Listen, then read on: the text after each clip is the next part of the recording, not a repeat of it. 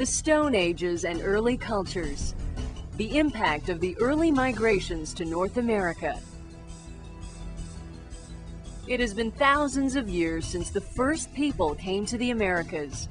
What are some of the theories for how these migrations occurred?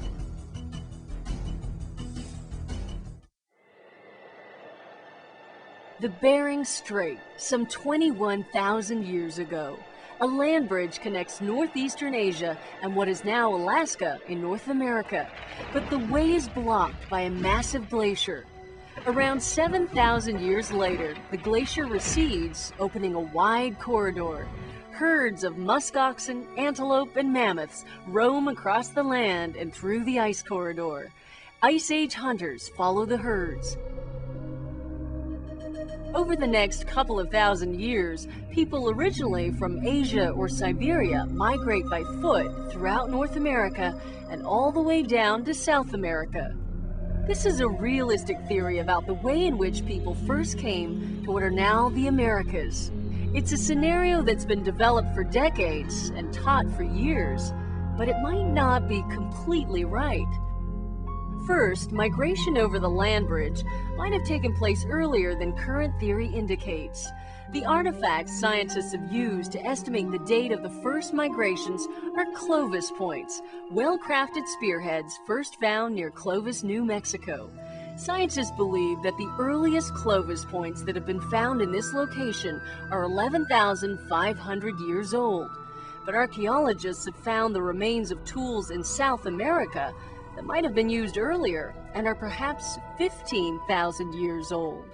And in the eastern United States, remains have been discovered that might be even older. In addition, archaeologists have found hunting tools that date back 30,000 years in Siberia, 300 miles above the Arctic Circle. If people were able to live in the Arctic that long ago, perhaps they were able to cross the Bering Land Bridge thousands of years earlier than previously imagined. Then there's the question of the land bridge itself. Was walking across this bridge the only way early people came to the Americas, or were there other routes as well? We have no definitive evidence, but we do know that people sailed from Asia to Australia, New Zealand, Polynesia, and Hawaii. It could be that long ago, some people sailed across the Pacific Ocean and arrived in South America. During the Ice Age, glaciers connected North America and Europe.